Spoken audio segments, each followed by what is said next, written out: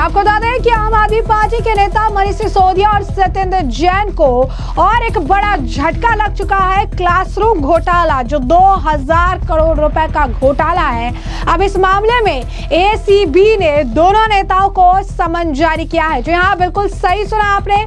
तो क्या है पूरा माजरा, किस तरीके की आ रही प्रतिक्रिया है, आइए विस्तार से जान लेते हैं। तो दिल्ली सरकार के स्कूलों में कक्षाओं के निर्माण में भ्रष्टाचार को लेकर भ्रष्टाचार निरोधक ब्यूरो यानी एसीबी ने दिल्ली के पूर्व उप मुख्यमंत्री और आप नेताओं को जो है इस वक्त समन जारी किया है। मनीष सिसोदिया और सत्येंद्र जैन को एसीबी द्वारा समन दिया गया है। सत्येंद्र जैन को 6 जून को एसीबी कार्यालय में बुलाया गया, जबकि मनीष सिसोदिया को 9 जून को पेश होने के लिए कहा गया है। तो आखिर में ये पूरा घोटाला क्या है, ये पूरा मामला क्या है, ये भी जान लीजिए। तो 12,748 क्लासरूम और भवनों के निर्माण में 2000 करोड़ रुपए के घोटाले से जुड़ा यह मामला है।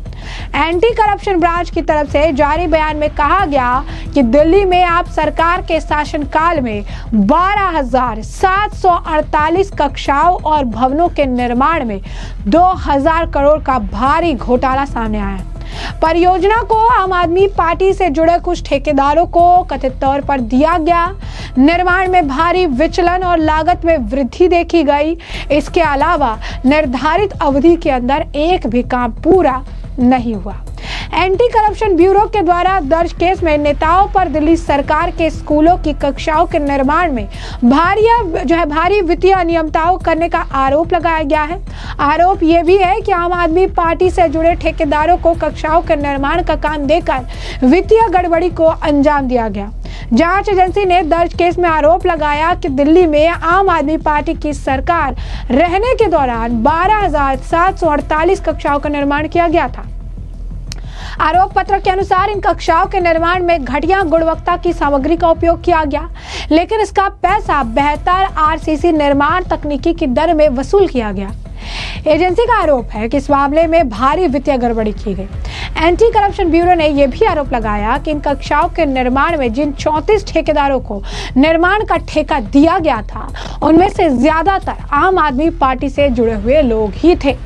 आरोप है कि इन्हीं लोगों ने मिली भगत कर घटिया स्तर की क्लासरूम का निर्माण करके वित्तीय गड़बड़ी की। इसमें बच्चों की सुरक्षा को भी दांव पर लगाया गया। कई जगहों पर किसी कक्षा का निर्माण नहीं किया गया, लेकिन टॉयलेट को एक कक्षा बताकर उसकी कीमत को भी जनता के पैसे से वसूल किया गया। भाजपा नेताओं ने आरोप लगाया कि दिल्ली की तत्कालीन सरकार ने एक ही स्कूल में 4-4 शिफ्ट में स्कूल चलाकर स्कूलों की संख्या बढ़ाकर दिखाई। एसीबी की इस जांच में दिल्ली सरकार के शिक्षा क्षेत्र में किए गए कार्यों पर सवाल उठ रहे हैं, जो आप सरकार की सबसे बड़ी उपलब्धियों में से एक मानी जाती थी। दिल्ली के सरकारी स्कूलों में क्लासरूम निर्माण का कार्य पीडब्ल्यूडी के तहत किया गया था और इस दौरान हुए कथित अनियमितताओं की जांच अब तेज हो गई है। वहीं अब जिस तरीके से मनीष सिसोदिया और सत्येंद्र जैन को यह समन एसीबी द्वारा दिया गया, इस मामले पर रिएक्शन देखने के लिए मिल रहा है और इस मामले पर जो है बीजेपी के नेता आरपी सिंह की प्रतिक्रिया है। क्या कुछ कह रहे हो, सुनिए। ये पुराना मामला है। इन्होंने क्लासरूम बनाए और शौचालय बनाए, शौचालयों को क्लासरूम की गिनती में गिनकर उनकी गिनती गिनवा ली और एक एक क्लासरूम में 25-25 लाख रुपए लिया, जबकि खर्चा कुल 5 लाख का किया था। सीमेंट की छत की जगह टुकड़ी वाले पत्थर की छत डाली। ये सबको जानकारी में है। अब उसकी जांच होगी।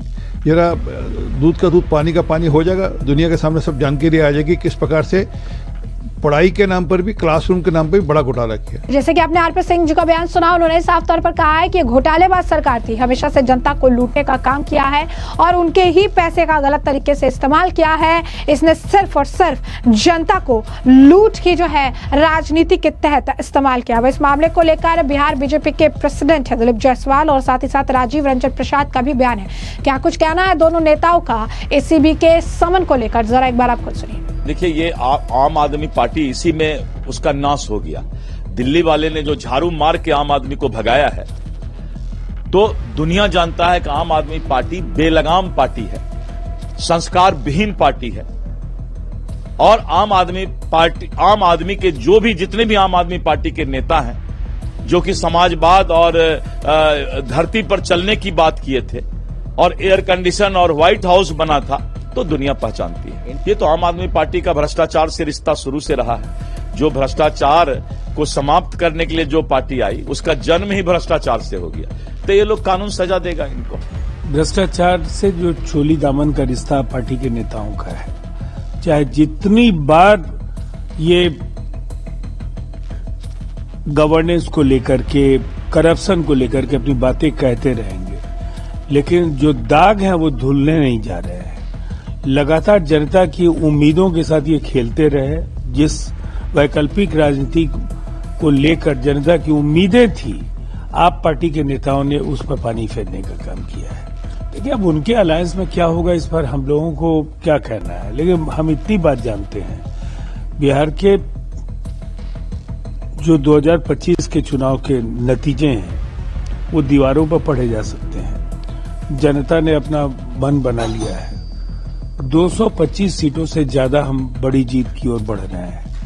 तो जैसे कि आपने यहाँ पर बयान सुन लिया, उन्होंने साफ तौर पर बताया है कि ये घोटालेबाज सरकार थी। घोटाला आम जनता के सामने अब उजागर हो रहा है। समय के साथ आम जनता के सामने अब ये बेनकाब हो जाएंगे। वहीं आपको बता दें कि इस मामले को लेकर बीजेपी के नेता मजिंदर सिंह सिरसा का भी बयान है।